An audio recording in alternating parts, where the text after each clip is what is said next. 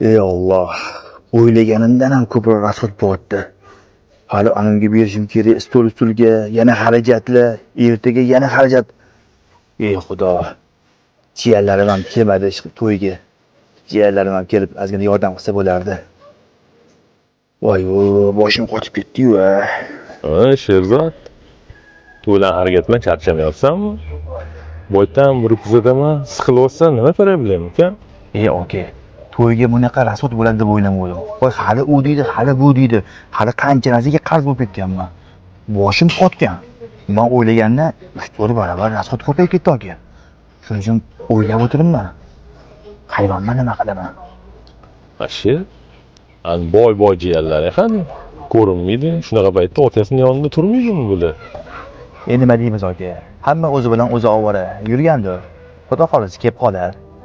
Allohning o'zi yetkazsin. Shunchasini yetkazdi. Bu yog'ini ham yetkazadi xolisi.